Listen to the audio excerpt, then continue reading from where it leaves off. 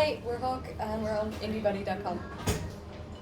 I think it was actually very conscious because we were becoming aware of all the different influences we were bringing to the table, and also that our sound had changed a lot since we started. Because we started off as a much folkier band, and then we started becoming heavier by introducing more ethereal kind of grungy elements to it. But by that point, by the point where we were really figuring out our sound, we literally could list off about 10 different genres that you could maybe pigeonhole us into. But we really loved the really upbeat stuff, and we loved the really downbeat shoegaze stuff. So we actually did decide, instead of one of those things being our thing, we can make this dynamic between the two, like a juxtaposition between the two. That can be our thing, because we love both. I think we all have very varying, and then there's a bit of a crossover with our influences as well. So yeah, it actually really required a proper conversation, because we were like, where is this going? We were writing so much stuff, and a lot of it does and doesn't translate to itself. Yeah, I think because we had so many different influences, we ended up buying so much equipment, like guitar pedals and bass pedals and, you know, different sounds that you were channeling through the SPD on the drums. And in the end, we were hopping between so many different versions of that it just seemed easier to just turn everything on, and that just tended to be like the loudest, longest reverbs, and it was good fun. And I think I certainly have always wanted to do something that sounds a bit different and just isn't a clear sort of denomination of something else. And I think we've kind of got there with the album in particular, where there's a lot of influence from the guy that we worked with up in Belfast, a guy called Rocky O'Reilly, who did And So I Watch You From Afar's first few albums. And I think if you listen to them, you can also hear that there is those definite moments of sort of, what's the word I'm looking for? Big and small. Big and small, yes. Peaks and valleys. Yes, it feels like they've got like these kind of moments where they're trying to show everyone how clever they are with how elaborate the guitar patterns are and how the time signatures change. And that was stuff that we were really into doing, particularly at the start when we were doing the more folkier stuff. It was like, look how many keys we can play this song in and all this kind of stuff. And that was all right. But then I think we saw And So I Watch You From Afar live. We actually supported them out in Berlin when we were there. And that show had a big impact, I think, on what we felt we were doing with our music, where we wanted to have those moments of insanity where someone who was watching us could really just let loose, and we didn't really feel like we had enough of that, if really any of that. So I think that's where we really sat down and were like, right, we need to, especially when there's a message in the song as well. It's difficult to be passionate about message when there's limited passion in the track of that sort of nature, and so it kind of gave us a chance to get a bit more shouty about things as well. But it was a conscious decision, but at the same time, I'd love to tell you that there's a sort of method to how we come up with material, but it's very different every time, where there might be a lyric or a chord structure or a drum beat that someone's got in their head, and that just triggers everything else. And so you can kind of hone that, but it has a little bit of a mind of its own as well. So probably a bit of both. I wouldn't say it was as conscious of, we're definitely going to do this, but it was...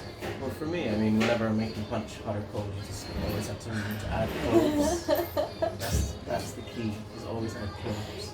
Can you tell it's Christmas? Cheers. Well, I wasn't choosing you, I was choosing the guys at home. I would, Everyone's sitting at home on the couch. I'd have a diet clove. And you'd have a diet If clove. I was going to have one. Yeah. So I have a great analogy for this that I wanted to use on a radio interview that we did the other day, but you talked over me, so I couldn't. Sorry. So this is my chance to talk over you and do this. We kind of did it a bit differently because we'd put the album out in stages over the course of the year. So by the halfway point of this year, half of our album was out. 6 of the tracks were there for people to listen to. So I would put it a little bit like, you know, when you see those people on holiday that don't really want to get in the pool. That's what we did. We basically just took steps really slowly into the pool, and by the time really cold by the end. by the time we kind of got there, we were just fingers. like, it took us 9 months to get in the pool. But by the time we got there, we were acclimatized, and people had said really nice things about us as we were getting into the pool. They were like, they're great swimming trunks, you know? And we were like, yeah, they are. And that was that. I think I also just forgot that the whole thing as a body of work, because we've just had been working on it for so long and had listened to it between the three of us. It was really bizarre to get my head around the idea that someone was hearing the full thing for the first time. But actually it was just very nice, because I think it's an album doesn't really become what it becomes until it gets a response from someone, whether we hear about it or not. So the fact that it's just off doing its thing and like becoming a part of a few people's lives now, it's just like, that's it, doing the work. We did a lot of work, but now it's doing all this work that we have no control over, and that's like lovely. We actually... There's a folder with about 80 yeah, tracks. we had a lot of stuff, which is very interesting. To, like, if we have like long drives, we sometimes dig out the old demos of things that we might turn into songs yet, or things that Cutting sounds because they're we now. might never go back to again. But two older tracks made it onto the album. It's Hush and Ask Me How. Ask Me How is not that old. I think we've been touring it though for a while. Well, So I mean, for it was 52, it was at the same time as that. Yeah, we recorded them both. I've lost all sense 52 of was time. written before we even moved to Berlin. Well, Hush is about Hush is old, yeah. 4 or 5 years old. Yeah. And as a band, that was kind of this musical moment where we felt like we'd hit the nail on the head in terms of where we were going. We'd gone from this more singer-songwriter stuff, so when it came to putting the album together, it was like a kind of nod back to something. So even though we had all these tracks, we had room to sit back and say, okay, what do we want this to turn into? I think also what we have been good at is getting songs out of our system pretty quickly. So we've been pretty prolific, I think, right the way through. I mean, we've done nearly 4 EPs by the time. 4 EPs and probably about 6 singles. We put a lot of material out, and we did our kind of growing up in public, I guess, where we sort of transitioned from style to style and figured out what we were doing. And as a result, I think we've always known that we were going to keep recording after this album was finished anyway.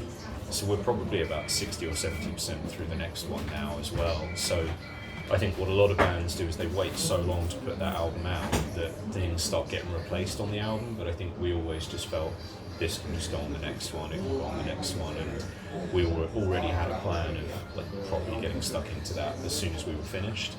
Like I always remember hearing the story of how Radiohead wrote OK Computer in the back of the bus while they were touring the Bends with Alanis Morissette, and it's like, we haven't been touring with Alanis Morissette. Exactly what we did. But Not Alanis Morissette.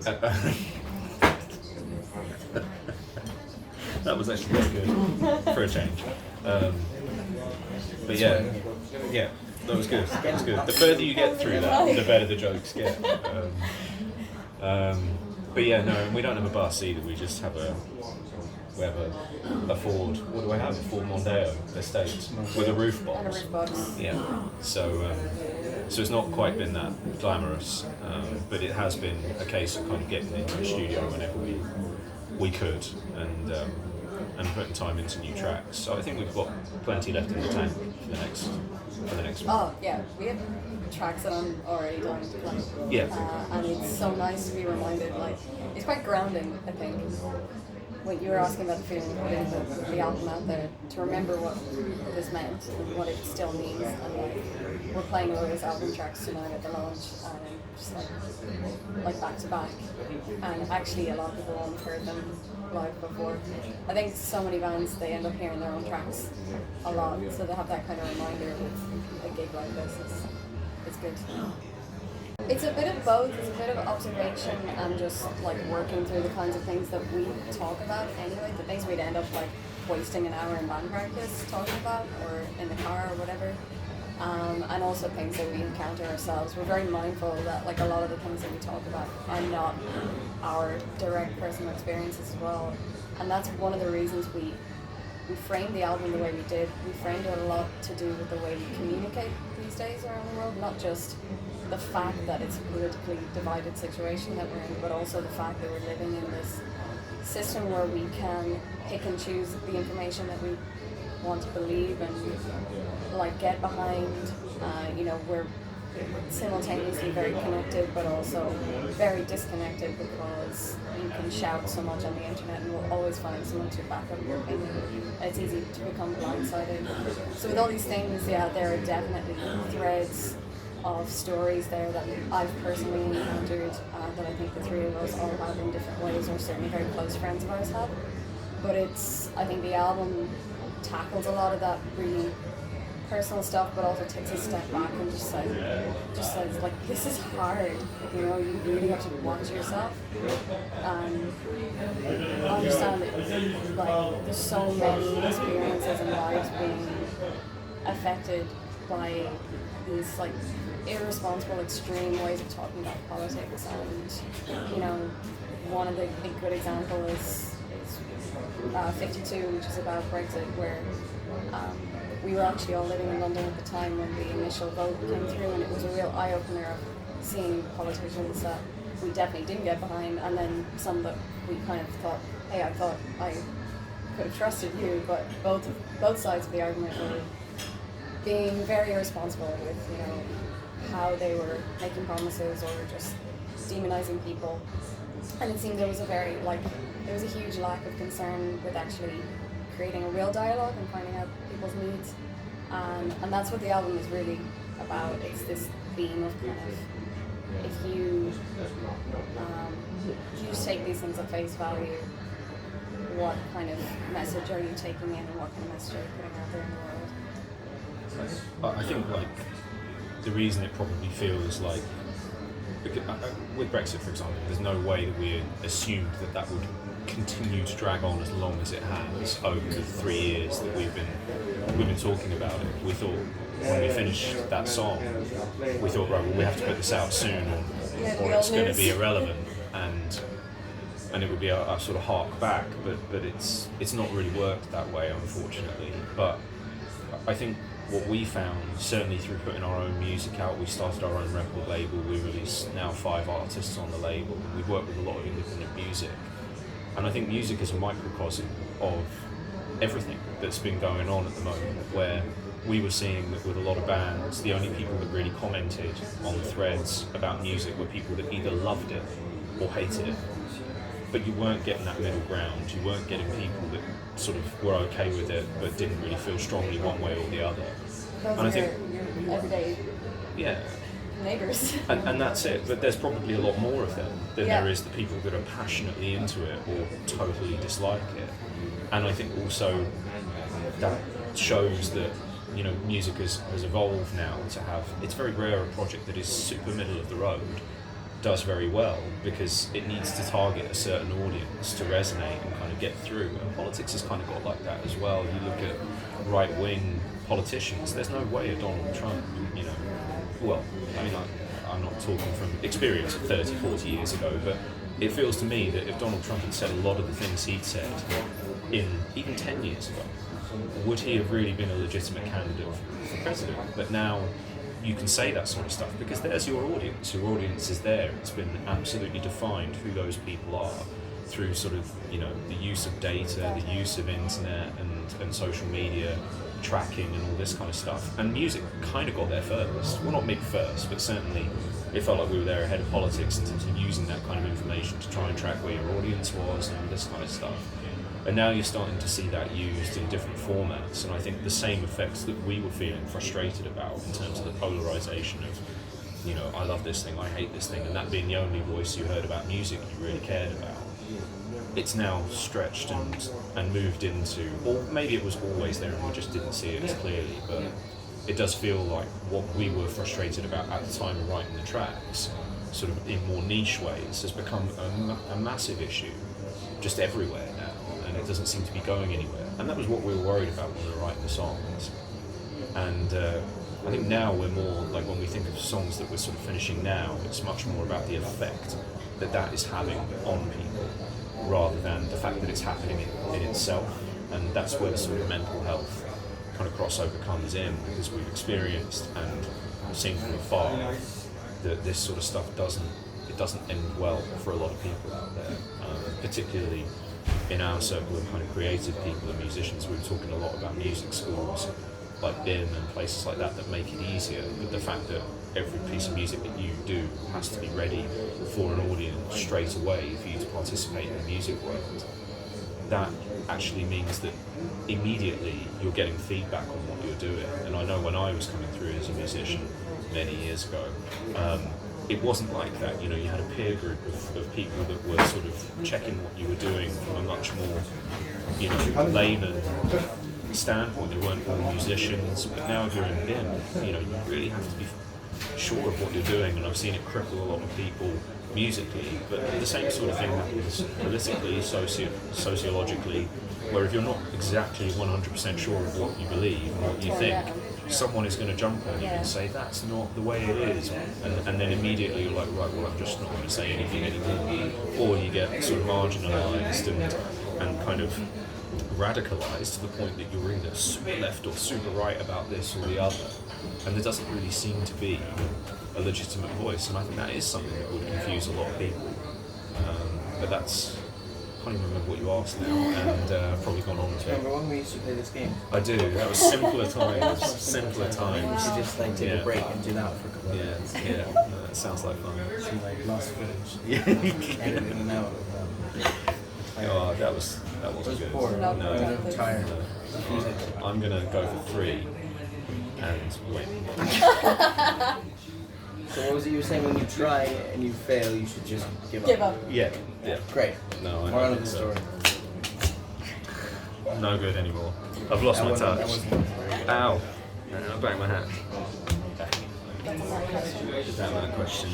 The guitar is actually the first thing that happens in all of the songs. So I think when I was starting in music, I really wanted the idea of a song that was interesting without a vocal and a melody that could exist on its own. And then if you added a really interesting melody and vocal and lyrics on top, then it just enhanced it and it got better. So the guitar is the first thing that happens. In fact, sometimes the melody ends up being the guitar, and I have to rewrite a guitar part as a result, because we just can't find anything that kind of fits around it. But that's, I think when we went to Berlin, we were in the studio every day, in the rehearsal space every day for a good 6 months at least.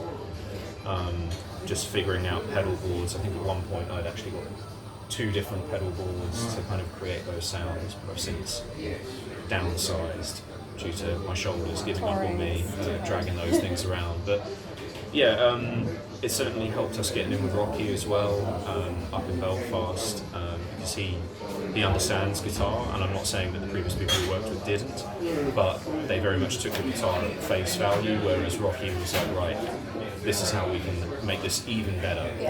And he's been a big influence on making sure that the guitar actually kind of cuts through and is a big part of the recordings. But I think what we do is always, well, has always been centered around either your guitar parts when you were on the acoustic, or my guitar parts on the electric. So I'm trying to think if there's ever been an example of a song that we didn't do on guitar.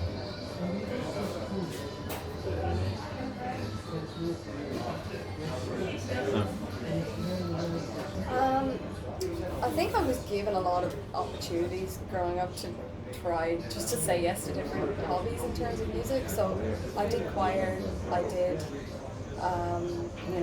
musical theatre, and then I was listening to kind of anything I wanted to. I got really into rock music, and that was something my parents were just like, yeah, she loves it. So I think for me, I was always just trying a lot of these things from a really young age.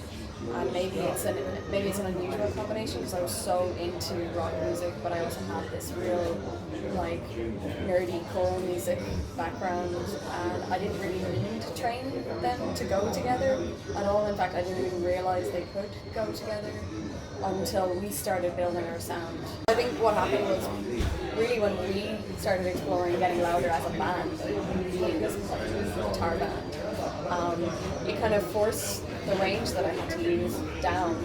And then when my range goes down a little bit lower, I can do different things with it. So that's where the two sounds started coming together. Before I could just get away with this, I hate this word, but this more kind of angelic stuff. And now I love bringing the two together. It kind of brings all the influences together. It's like Sleater Kinney and I don't know, the Snowman. My two favourite. That is not where I thought you were going. Yeah, me neither. My first response there is going to Sleater be Kinney and the mistakes. Snowman. Yeah, pretty much. Okay, so we're gonna play some older tracks before we want to warm up before we get into the album stuff. But I think they're gonna get like a nice cross section of cause and effect. Like we picked out about 6 tracks from the album to play tonight, and I think a few of them will be. I think a lot of people will be hearing them for the first time. We haven't toured in Ireland much since we started playing those tracks, so it's like a little album celebration and a bit of a throwback to our older stuff as well. I think it's a really good lineup as well, handpicked with Runa and New Pagans, who I think we have weird things in common with both, where I think the more haunting elements of Runa and then the more lunatic elements of New Pagan are things that we kind of identify with. So I think it'll be a good fun night. And I think, for us it's just sort of putting the album release to bed and meaning that we can start thinking about new things. Some hot There you milk. go now, album. Off to sleep. Loads. So much. So we run Beta Music, which is pretty much targeted at early stage music projects, and there are 3 real goals of it, which is to get musicians talking more, sharing their successes. I feel like it's a very competitive industry, and if we just kind of talk to each other about what's working with our projects, then life is going to get a little bit easier. Number 2 is we wanted to try and create a demand for your project rather than have your project supply an existing demand that's out there in music, so you can get more unique projects out there and there's more of a broad palette of music that's coming through. And the third thing is that we want musicians to stay in control of what they're doing and be able to have a bigger say, if not the only say, in how their music sounds, in the image and the branding and the way that they can get their message across. But I think if anyone is starting a project, one of the things that you do is probably the best positioned thing to help that, which is self-made.